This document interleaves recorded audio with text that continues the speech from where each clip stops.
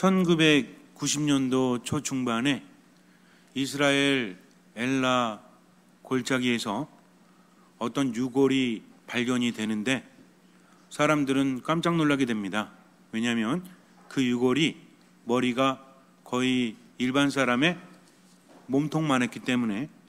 그래서 그 유골을 보니까 머리 부분만 보통 사람의 몸통만 하면 나머지 몸을 합치면 굉장히 크겠죠. 그래서 추정해 보니까 3m가 훨씬 넘는 그런 사람의 유골이었다고 합니다. 그래서 사람들은 이제 깜짝 놀랐는데, 엘라라는 장소는 2000년 전에 바로 다윗과 골리앗이 전투를 벌인 그 골짜기를 의미하거든요. 여태까지 고고학적인 발전이 됐음에도 불구하고 어떤 것들이 제대로 발견되지 않아서 이번에 그것은 아주 커다란 발견이다라고 했습니다. 그런데 나중에 그것이 정말인지 아닌지가 제대로 밝혀지지가 않아서 그래서 흐지부지 됐었는데, 얼마 전에 이제 그 골짜기에서 다윗 시대, 다윗 그리고 남유다에 해당되는 그런 유적들이 발견되기 시작을 했다고 합니다. 그래서 지금 가보면 다윗과 골리앗이라는 그런 전시관이 있어서 거기에 여러 가지 물품들을 전시하고 있고 현재도 계속 발굴이 진행되고 있다고 합니다. 그래서 2000년 전에 다윗과 골리앗의 전투가 실제로 고증되고 있다라고 하는데 아직은 확실하게 밝혀지진 않았죠. 그런데 놀라운 것은 여기저기서 발견되는 그런 유물, 유적 그런 것들을 보면 성경의 내용이 거의 정확하게 들어맞는 경우가 아주 많다고 합니다. 그러니까 아마도 다윗과 골리앗의 싸움도 실제로 있었던 사건이다라고 믿는 사람들도 있고, 아직은 그것이 밝혀지지 않았기 때문에, 왜냐하면 너무나 황당하기 때문이죠. 왜냐하면 다른 것과 비교해서 다윗과 골리앗의 전투를 우린 너무나 당연하게 받아들이지만, 믿음 있는 사람들은 그렇지만 한번 생각해 보세요. 골리앗이라는 사람은 사무엘상 17장을 보니까 3m가 훨씬 넘는 그런 사람이었다고 합니다. 물론 그때 당시에 가나안족이라든지 여기저기에서 거인족이 살았다는 이야기가 있긴 하지만 골리앗이 3m가 넘는다면, 혹시 여러분 중에 3m 되시는 분 계십니까? 2m 넘으시는 분 계세요? 3m라는 것은 굉장히 큰 거죠. 더군다나 장수였고 어릴 때부터 전사 생활을 했다면 무수한 전쟁 안에서 다져진 몸이었을 거예요. 일부 어떤 학자들은 이렇게 말하기도 합니다.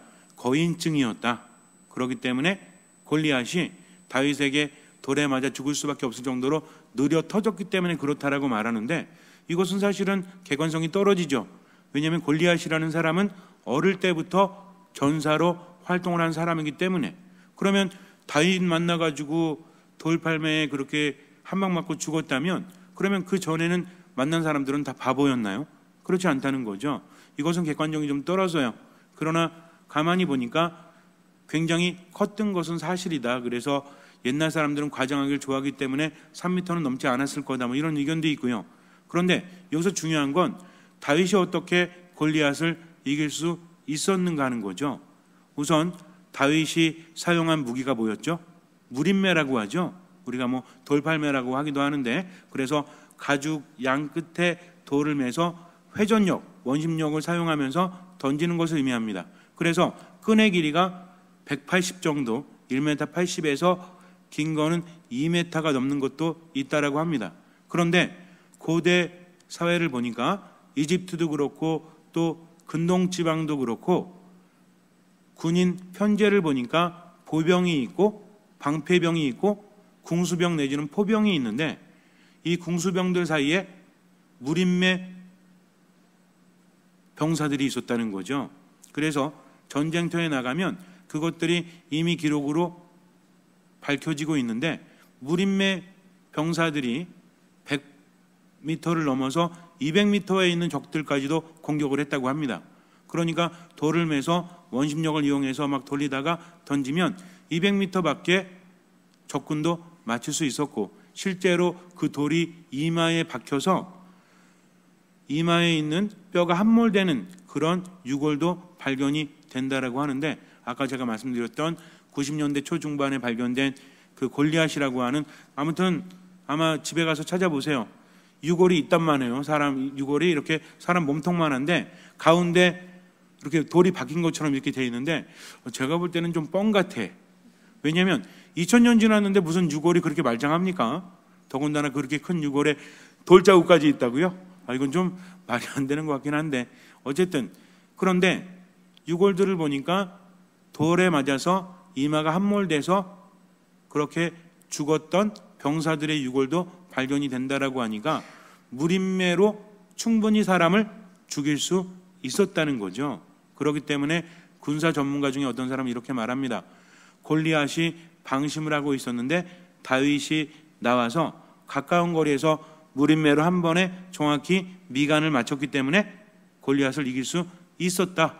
그러니까 이것은 다윗이 훈련된 존재고 그리고 비밀 병기였기 때문에 이겼던 거지 기적이라고 말할 수 없다라고 하기도 해요.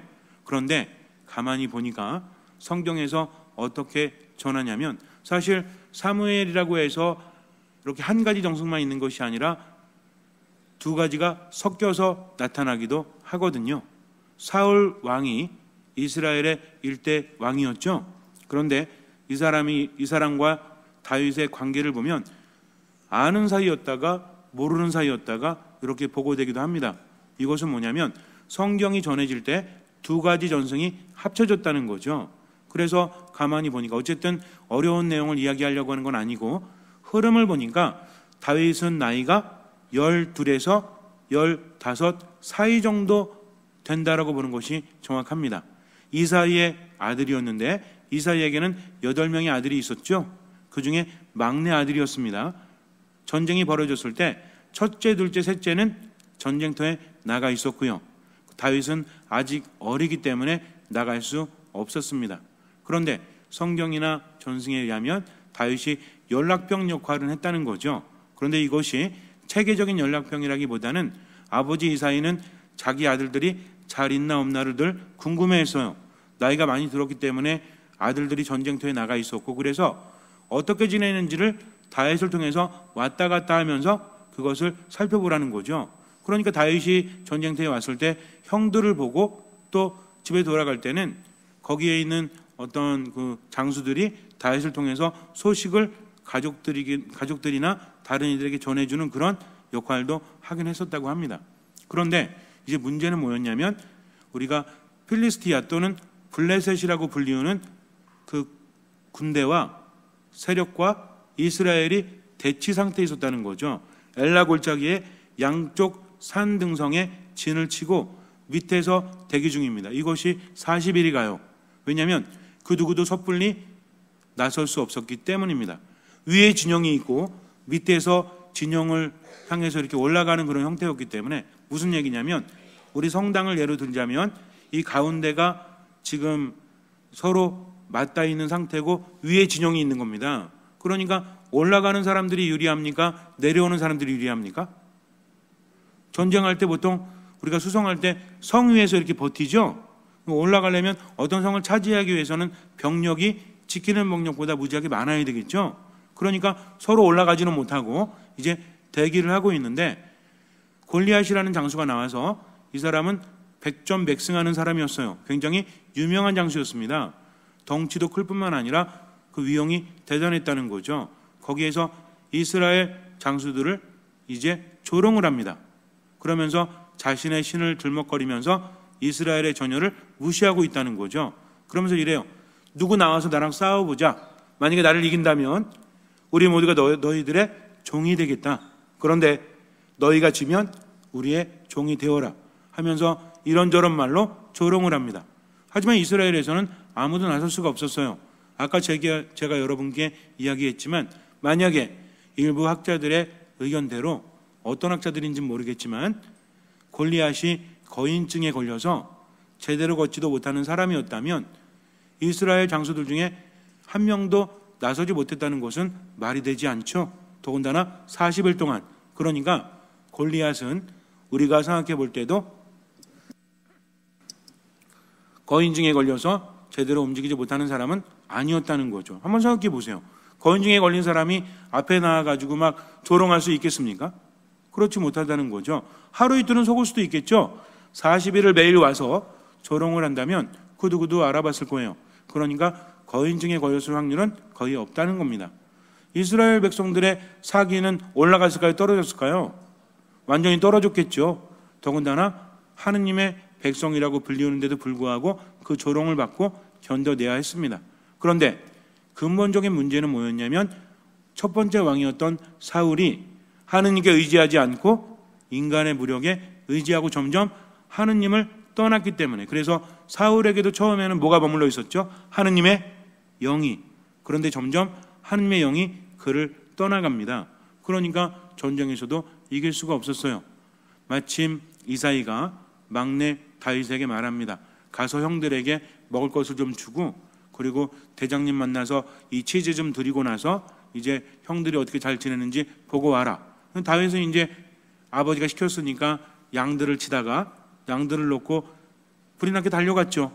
그런데 웅성웅성됩니다. 무슨 일이 있습니까? 라고 물었더니 병사들이 말하기를 왕께서 조건을 걸었다네. 저 앞에 있는 골리앗이라는 장수를 처리하는 자에게는 우선은 딸을 아내로 주고, 그리고 많은 재산을 내리고, 그리고 자유롭게, 그 가족이 자유롭게, 즉 부역에서 면제될 수 있다는 특권을 주신다네. 그런데 아무도 나서지 못하지. 그 어린 다윗이 그 얘기 듣고 솔깃합니다. 이제 그러면서 궁금해요. 뭐가 궁금했냐면 세 가지 조건을 자기가 다 취한다는 그런 것보다, 아니 어떻게 하느님의 군대의 전열을 저렇게 모독하고도 멀쩡할 수 있는가? 다윗은 이해가 되지 않았어요. 하느님께서 뽑으신 백성인데 뭘 두려워하느냐 이거죠. 하지만 병사들은 골리앗의 위용에 눌려서 아무것도 하지 못합니다. 어린애가 이제 여기 와서 묻고 저기 와서 물으니까 형이 그래요. 보고, 야 너는 겸손하지 못한 놈이 그런 얘기 듣고 욕심이나 부리고 어서 집에 못 가? 하면서 형도 다윗을 인정해 주지 않아요. 그러니까 다윗이 그래요. 내가 잘못한 게 뭔데 왜 승질을 내냐고 하면서 다른 데 가서 또 묻습니다. 그러다가 이제 말을 하죠. 아니 어떻게 하느님의 영을 지닌 우리 이스라엘 백성들의 병사들이 적과 골리앗이라는 장수 따위를 무서워하면 되겠느냐? 무서워하면 안 된다. 그래서 이제 이 얘기가 퍼져나가기 시작하죠. 사울에게도 이 이야기가 들립니다. 그래서 어떤 녀석이 그런 말 하냐고 데리고 오라고 그래요. 근데 앞에 한 12살에서 15 정도 먹은 아주 곱슬머리에 눈은 반짝반짝 빛나고 볼은 불구스레한 게 아직은 아인데도 아주 당차게 말합니다. 두려워하지 마십시오. 하느님께서 우리와 함께 하지 않으십니까? 제가 가서 저 장수를 죽이겠습니다. 그러니까 사울이 볼 때 뭐예요? 아니 얘야, 저 장수는 너만 했을 때부터 전사였단다. 근데 너는 지금 한낱 양치기가 아니냐? 그런데 어떻게 저를 이길 수 있겠느냐? 라고 말합니다. 그랬더니 다윗이 말하기를 그래요. 제가요 어렸을 때부터 양들을 치는데 때로는 사자가 나타나고 때로는 곰이 나타나서 양 새끼를 물어가면 저는 끝까지 쫓아가서 그것들을 죽이고 양들을 구출해냈습니다. 하느님께서, 주 하느님께서 저를 사자의 발톱과 곰의 발톱에서 구하셨으니 저 인간에게도 저를 구할 것입니다. 두려워하면 안 됩니다라고 그래요. 그래서 사울은 다윗을 내보내는데 여기서 우리는 한 가지 의문을 가져요. 아무리 그렇게 말한다고 할지라도 어떻게 사울이 어린 다윗을 내보낼 수 있었을까? 내보낼 수 있습니다. 왜냐하면 이스라엘은 하느님께 뽑힌 백성이죠.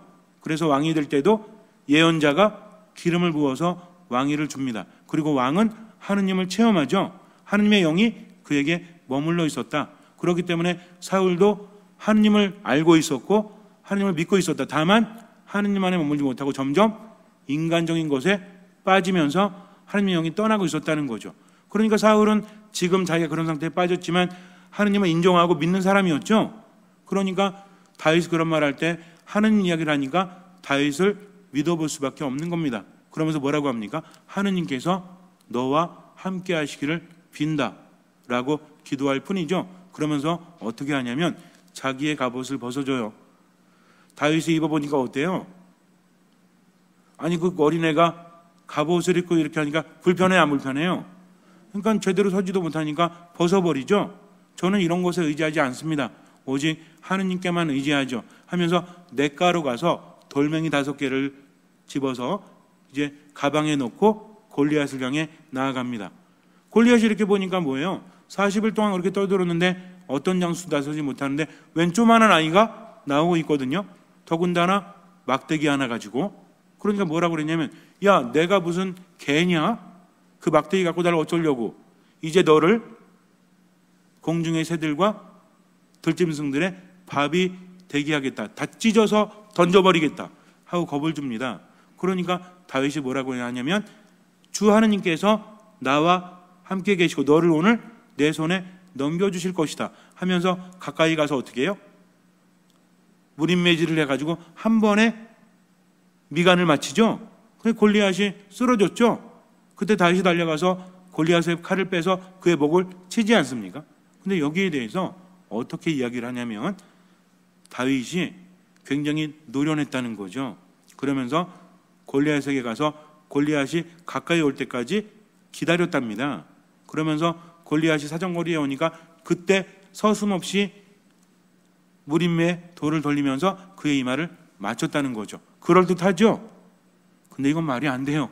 왜 말이 안 되냐면, 다윗은 정예 부대도 아니었고, 그리고 알다시피 그 어린 나이에 그렇게 할 수도 없었을 뿐더러 지금 다윗은 아버지의 심부름을 하러 와서 형들을 만났고 형들조차도 다윗을 무시했다는 거죠. 그리고 한번 생각해 보세요. 우리가 말하기 10절 과학적으로 그럴 수 있는 가능성은 있다.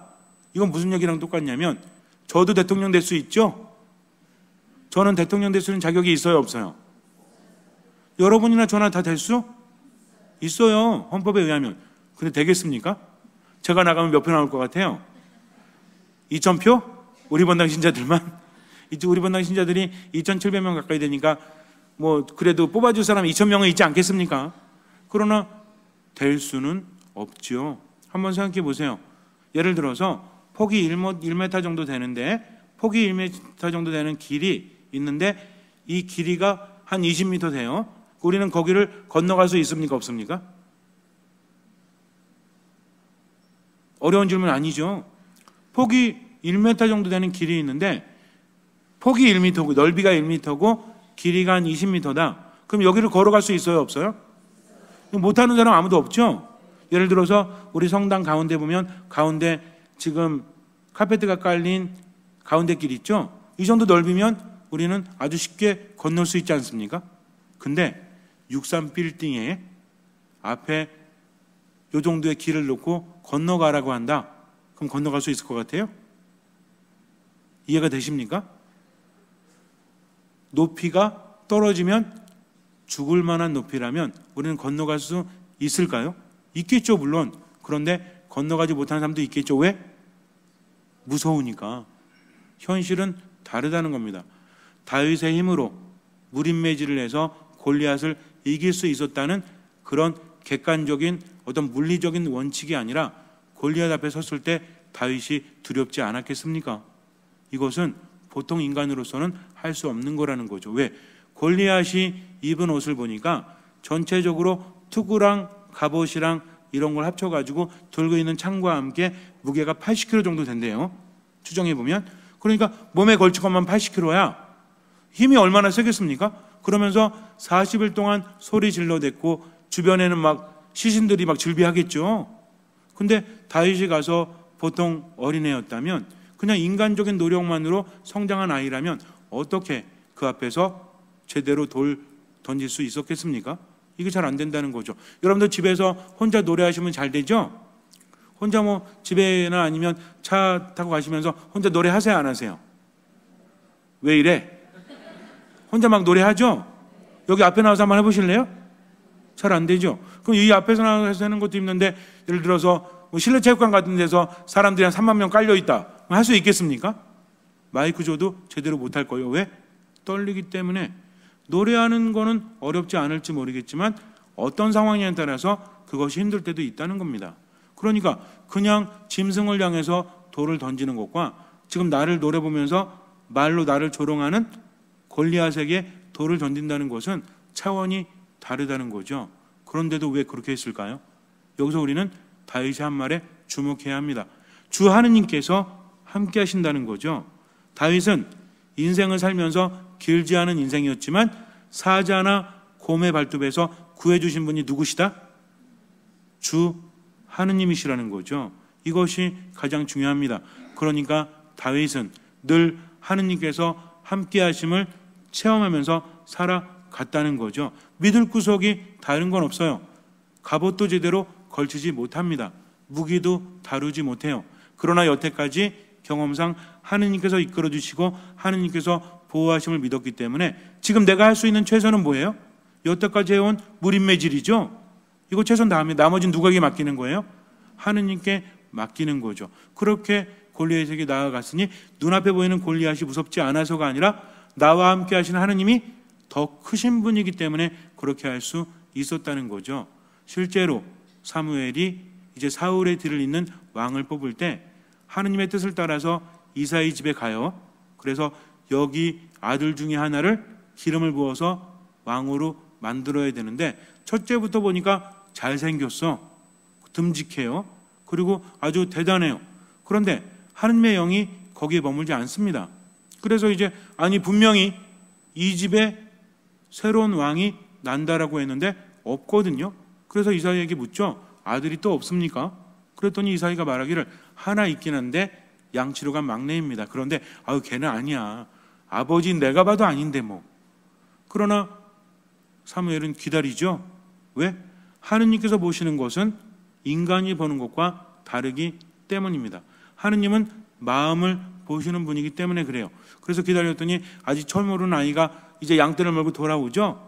볼은 불구스름해가지고 아주 귀여운 아이였어요. 근데 하느님의 영이 거기에 머물렀다는 겁니다. 생각해 보세요. 첫째부터 쭉 있는데 누구 위에? 막내. 막내라는 존재는 어떤 존재입니까? 귀여운 존재? 물론 그렇긴 하겠죠. 그러나 이스라엘 백성들에게 있어서 더군다나 그 시대에는 장남부터 따져서 막내까지 간다면 막내는 큰 존재가 아니라는 거죠. 그런데 하느님께서는 장남이 아니라 누구 위에?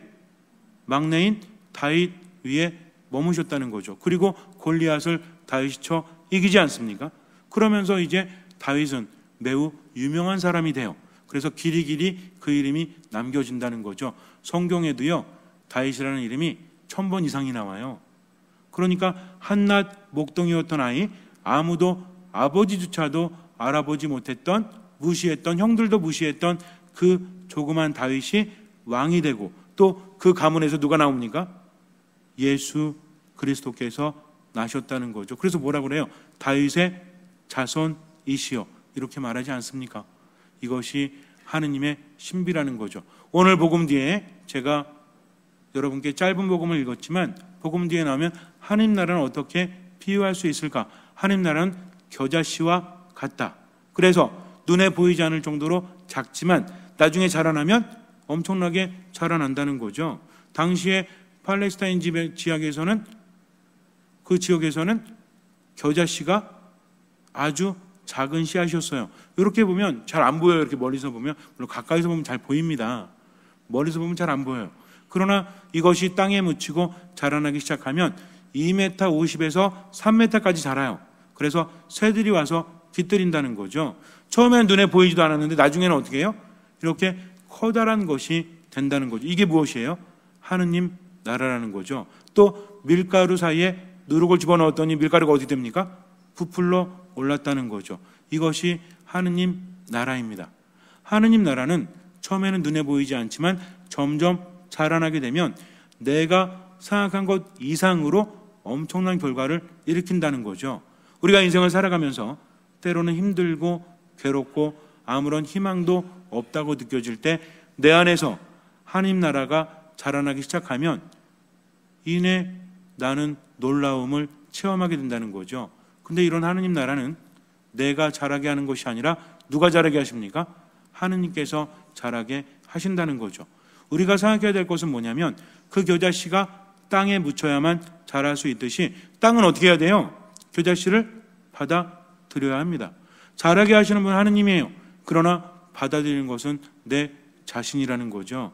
아무리 하느님이 전지전능하시고 하느님께서 대단하시다고 할지라도 우리가 하느님 안에 머물지 못하면 그것을 체험하지 못합니다. 어떤 사람은 신앙을 머리로만 생각해요. 어떤 사람은 신앙적 체험을 제대로 하지 못하고 스스로 모든 것을 안다 생각합니다. 그러나 하느님께서는 늘 어떻게 하셨어요? 역사 안에서 본다고 할지라도 가장 작은 자를 뽑아서 당신의 일을 하신다는 거죠. 이거의 메시지는 무엇입니까? 그 사람이 대단한 것이 아니라 누가 대단하시기 때문에? 하느님께서 대단하시기 때문에 오히려 작은 자를 통해서 당신의 일을 하신다는 거죠. 그러니까 내 인생에 있어서 정말 말도 되지 않는, 아무런 비전도 없는, 누구도 할 수 없는 그런 존재라고 할지라도 누가 함께 하시면? 하느님께서 함께 하시면 불가능함이 없다라는 거죠. 그러니까 하느님 나라가 내 안에서 자라날 수 있도록 받아들여야 되는데, 그것은 무엇입니까? 하느님을 따르고 그분 안에 머무는 것, 즉 겸손, 순명이라는 거죠. 아무것도 판단하지 않아요. 모든 것을 하느님께 맡깁니다. 때로는 슬픔이, 때로는 고통이 너무나 크다고 할지라도 기도할 줄 아는 사람, 말씀 안에 머물면서 미사 안에서 하느님을 만나는 사람은 이내 하느님께서 이끌어 주시니까 점점 뭐가 일어나기 시작해요? 기적이 일어나기 시작합니다. 왜? 어느샌가 자라서 큰 나무가 되었기 때문에 그래요. 어느샌가 내 삶에 하나님 나라가 누룩처럼 부풀어 올랐기 때문입니다. 중요한 건 그분을 내가 받아들이느냐 받아들이지 않느냐 하는 거죠. 잠시 눈을 감으세요. 다윗이 두려워하지 않은 것은 오로지 하느님께 의지하였기 때문입니다. 우리는 참으로 나약한 존재예요. 아무것도 할 수 없습니다. 물론 의지는 가지고 있죠. 그러나 살다 보면 만만한 게 하나도 없어요. 내 생각대로 제대로 살아갈 수 없습니다. 그러나 나보다 나를 더 잘 아시고 나를 나보다 더 사랑하신 하느님께 모든 것을 맡기고 미사, 말씀, 기도 가운데 머물면서 최선을 다해 살아간다면 나머진 주님께서 채워주십니다. 믿음이란 이런 거예요. 믿음이라는 것은 뭔가 필요한 것을 하느님께 청하는 그런 것이 아니라 하느님께 모든 것을 맡기고 최선을 다해서 지금 살아가는 사람, 기도하는 사람, 말씀 안에 머무는 사람, 미사 안에서 하느님과 일치하는 사람입니다. 그렇게 믿음을 가지고 지금을 최선을 다해서 살아가십시오. 주님께서는 그 믿음을 보시고 우리 삶에 놀라운 기적을 일으켜 주실 것입니다. 아멘.